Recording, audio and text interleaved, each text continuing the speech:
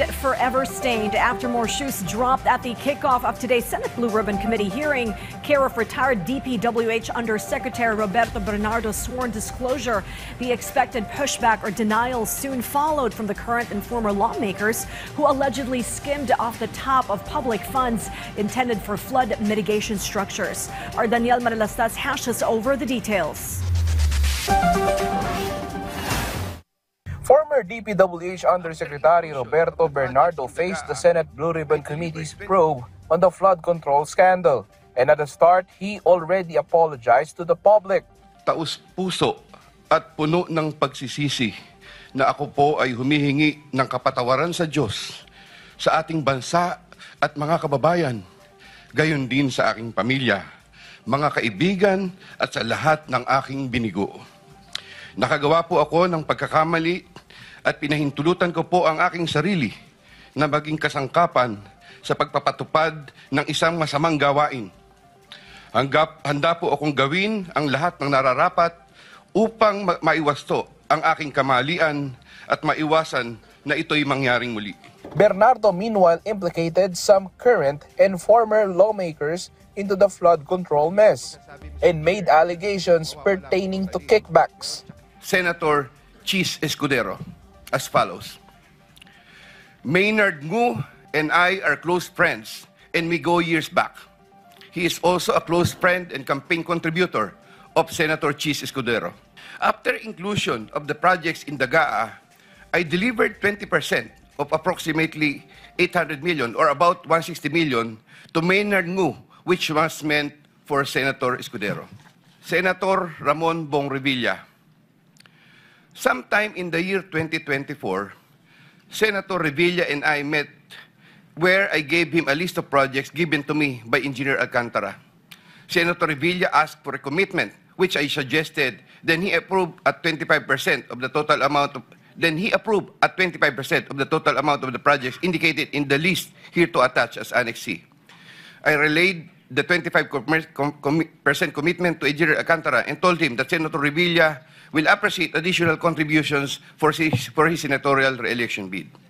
Engineer Alcantara collected the 25% commitment, or about 125 million, which was turned over to me and then delivered to Senator Revilla in his house in Cavite.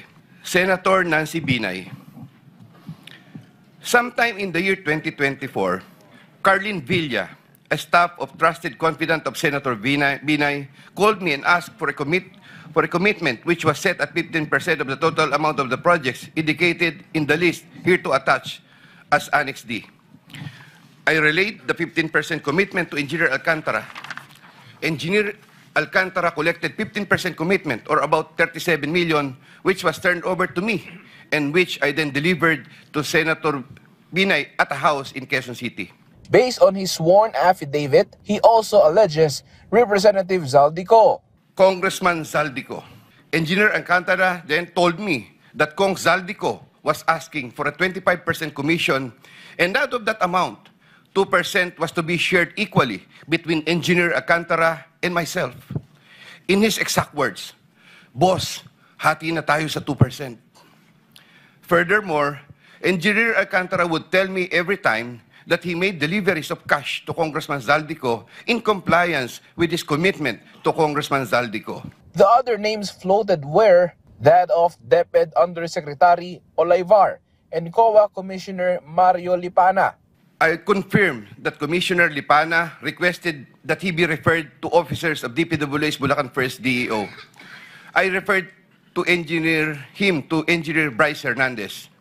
I have no personal knowledge if they were able to secure a project in Bulacan 1st DEO. Furthermore, and subject to possible referral to an executive session upon the approval of the Honorable Chairman, I attest to the broader systemic issues in DPWH that are widespread. My statements hereunder are based on personal knowledge and direct interactions with the personalities involved. Yusek Traigib Olaivar of DepEd. Subsequently, I submitted this list to Yusek Olaivar. Yusek Olaivar told me that the commitment is 15%. In his words, "Boss, 15 yan." Engineer Alcantara from time to time would collect and deliver the agreed 15% Senator Francis Escudero vehemently denied what he described as malicious allegations thrown against him and vowed that he will prove that Bernardo is lying. Escudero meanwhile wondering why it seems like only senators being dragged into the controversy.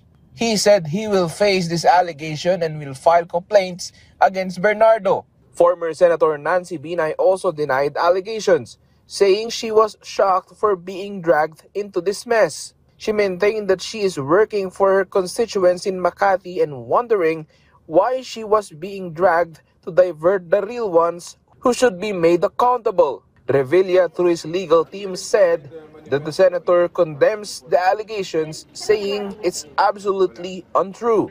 Revilla, meanwhile, is ready to cooperate with the legal process.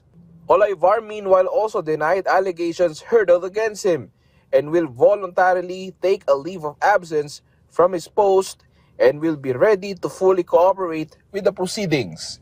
Daniel Manalastas from the National TV Network for a new and better Philippines.